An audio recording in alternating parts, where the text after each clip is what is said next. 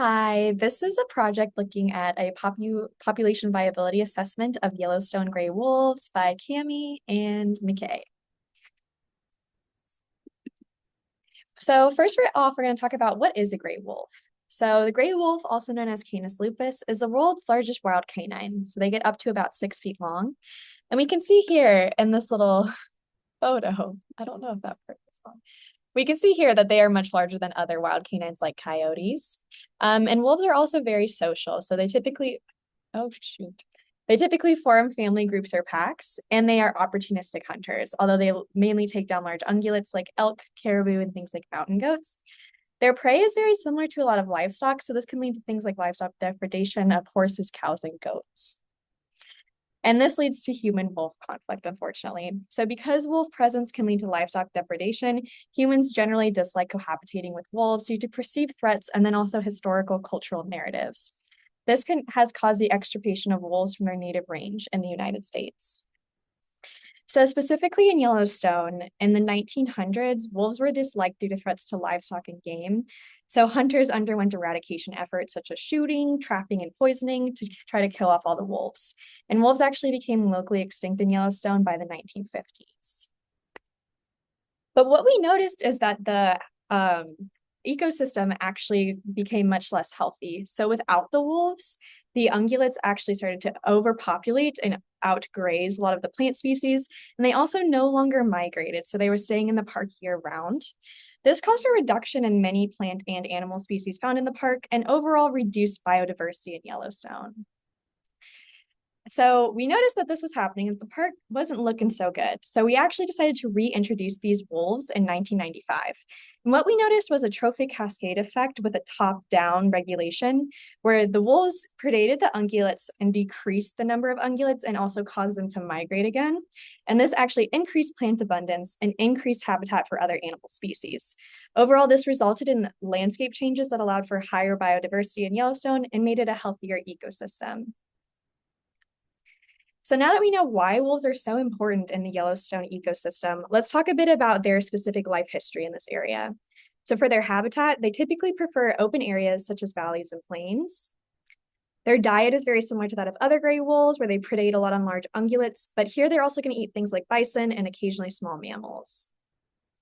Their lifespan, so an average wolf will live 4 to 5 years, but can live up to 10 years. And they typically breed once a year in late winter, early spring, and have litter sizes of 4 to 5 pups. Some threats that wolves face in Yellowstone include intraspecific competition, so things like rival packs attacking each other.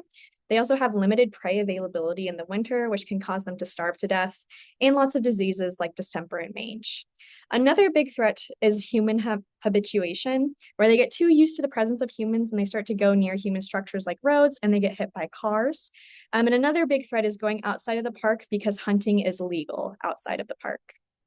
So now that we know a little bit about why wolves are so important in Yellowstone, and we know a little bit about why wolves are threatened in this area, we're going to talk about a PVA and why we might want to do this for wolves and what it is. So to start us off, what is a PVA? So a PVA uses deterministic and stochastic factors to predict how a population is going to change over time. And so these deterministic factors are these ones right here, and usually your prediction is going to be pretty steady over time. You're going to know what happens when this factor comes into play, and that can be something like habitat loss, where the impacts of it are pretty easy to predict. Our stochastic factors are going to be things that are kind of random and changing over time, and so they're a little bit harder to predict. And a really good example of this is genetics. You're never really going to know exactly what you're going to get with genetics, and so it's a little bit harder to predict. It's a little bit more random. And all of these factors are then combined to predict future population sizes, predict the probability of extinction for a population, assess management solutions, what management solutions are going to work, what ones might not work, and explore the consequences of different model assumptions. And so for these wolves, let's go ahead and try and visually think what a PVA might look at with all of these deterministic and stochastic factors. For wolves, deterministic factors are going to be things like hunting, habitat destruction, or invasive species coming into the park. All three of these are going to be pretty steady predictions, and we're going to be able to see what happens to the wolves with these. Things that are going to be a little more random or stochastic factors are going to be birth and death rate and inbreeding. Both of these are going to be demographic stochastics. as well as environmental stochastics. Environmental stochastics might be things like climate changing year to year, or these decadal climate cycles that might influence how many plants there are, how much rainfall there is, or things like that. We can also have these things like droughts and floods that are going to randomly come in and be a little bit more stochastic as well. And so altogether, all of these deterministic and stochastic factors will influence both the wolf population size and the prey availability. But not only that, a lot of these interact with each other. And so we know that inbreeding and birth and death rates probably interact with each other and affect each other. Droughts and floods are also going to impact our habitat destruction, our invasive species, and our prey ability. So our PVA isn't going to just have one arrow direction, but really is going to be everything impacting each other. And what we call that is the extinction vortex. And so because one of these factors can influence another, if something increases and decreases our wolf population, something else is probably going to increase. And it kind of goes in this spiral leading to extinction. And because of that, what we really want to know is what can we do to stop this extinction from happening? Now, PVAs aren't perfect. There are quite a few limitations with them. For one, there's limited research on the accuracy of PVAs. We don't really know how well they do at predicting the future variables all the time. There's some research that shows that PVAs are only accurate when extensive data is available. And so although a lot of available data is there for these Yellowstone wolves, we don't necessarily have every measurement out there. And so we don't know if we can use this 100% of the time. And also, we can test the accuracy of these PVAs using historic data to estimate current population characteristics, but this has only been done a couple of times. And so why are we going to do it for these wolves? Well, like Cami mentioned, wolves are keystone species. There's an example of successful reintroduction, and so there's a potential to keep managing them into the future. And we really want to have long-term persistence. And that's going to depend on the genetic diversity, population dynamics, and ecosystem changes, which are all things we can look at using that PVA. And so really our goal here is to see if we're able to keep wolves at this carrying capacity of 100 from now into the future years, or if we're going to need a little bit more management to keep those wolves healthy. So some other reasons why PVAs are actually really helpful is that they can be used to inform policy implementation. So they can be used to figure out if we need things like wildlife corridors, genetic rescue because of inbreeding depression, things like lethal control measures on the population, and then they can also inform laws regarding wolf hunting in the area.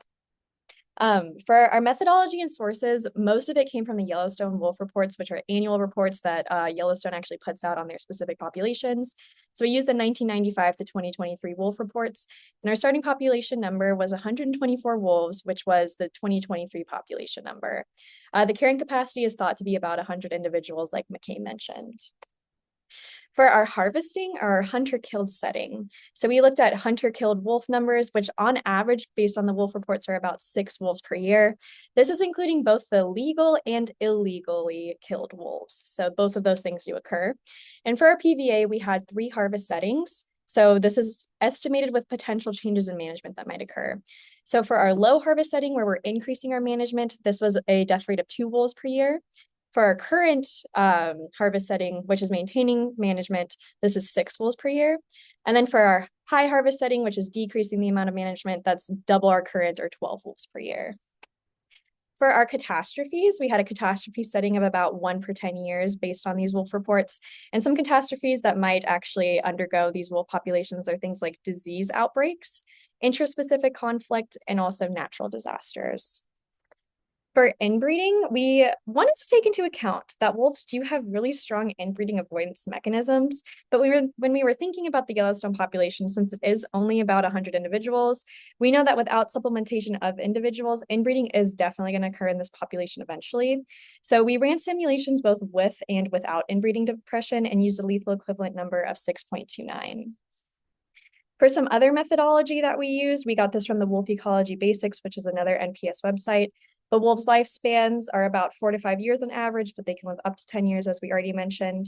They generally start reproducing at about 2 years old for both males and females, and only around 50% of females actually participate in breeding at a given time. And so now that we know a little bit of background information, we ended up using that, plugging it into our PVA to see what was going to happen. And so just to take a look at this PVA, this is one with excellent conditions. And so we used all of those background factors, but we didn't have any inbreeding or any harvesting in this first one. And so you can see here that our population size, our input was starting around 124, which is the wolf population for 2024. And then our carrying capacity was that 100 number. And we did 100 replications. So there's 100 theoretical populations here. And so what we're able to look at is the proportion of populations that would die off in the next 100 years and the proportion of populations that would survive over the next 100 years. And so we can see here that in this excellent conditions PVA, the majority of our populations are surviving over the next 100 years. However, when we add inbreeding in, this is our excellent conditions again. And then when we add inbreeding, we can see a lot more of these populations start dying off within the next 100 years. And so we know that inbreeding isn't going to be great. And it indicates that the Yellowstone population might actually need some management in the form of supplementation of individuals, adding new individuals in to decrease that inbreeding. But additionally, our inbreeding rate that we had might not fully account for strong inbreeding avoidance behavior in these wolves. So we might want to research inbreeding a little more in depth, specifically in this population, before we start supplementing. In addition to inbreeding, we also wanted to look at harvesting, and we first did this without inbreeding. So just harvesting and those other factors we talked about it, no inbreeding happening. And we did this 3 different rates that Cami mentioned: our low rate, which would be increasing that management, our current rate, which is with our current management, as well as our high rate, so less management going on. And we can see here that in our low rate, with only 2 wolves dying per year, most of the populations are able to live over the next 100 years. In our current rate, quite a few of those populations die off. And so this shows that this would maybe need a little bit more monitoring of those wolf populations. And then if we're decreasing our management and we have a lot of wolves, 12 per year, dying off, we're actually going to have most of those populations die off. And so this shows that we should either keep our management how it is, or maybe increase the management a little bit to protect those wolves a little bit more. But that's probably not what's happening in the wild. We're not going to have either harvesting or inbreeding happening. Chances are both of these things are going to happen at the same time. And so we combined inbreeding with harvesting to see what the effects were. And you can already see here in this low harvesting, but with inbreeding, most of these populations have died off within the 100 years. And if we get to our current and our high levels of harvesting, when we include inbreeding, none of the populations survive over the next 100 years. So this is really telling us that harvesting, when paired with inbreeding, is not sustainable, and we're going to need some more management happening for these wolf populations. So some key takeaways from these PVA inputs is that when we look at inbreeding and harvesting separately, as we just talked about, our populations might struggle, but they do have a chance at surviving. So at least some of the populations seem to make it. But the PVAs with some level of both harvesting and inbreeding are going to actually most mimic conditions that are occurring in actual populations. So these are more likely to be what's going to happen to our Yellowstone wolves. So again, just to look at our no inbreeding on the left, but harvest, and then our harvest and inbreeding on the right, we see these really sharp population declines. So it's just really unsustainable to have both of these factors. So in conclusion, our Yellowstone wolf populations, even though they appear relatively stable now, may not be so in the future. And our PVA suggests that harvesting might be a significant threat to Yellowstone wolf populations if rates stay the same or increase. So more management might be needed in this aspect. It can be a little bit difficult because illegal hunting is occurring, so it can be a little bit hard to combat that. But we also think that harvest is going to be more of a threat as Yellowstone wolf populations become more inbred over time. So these populations probably need more management if they're going to survive for another century. And this could look like supplementation of individuals to reduce inbreeding, further limits on harvesting, and then more research done into PVA parameters. Questions? Feel free to email us your questions. Thank you for listening. Yeah. How do I stop the recording? I don't know that one. There we go. Stop recording.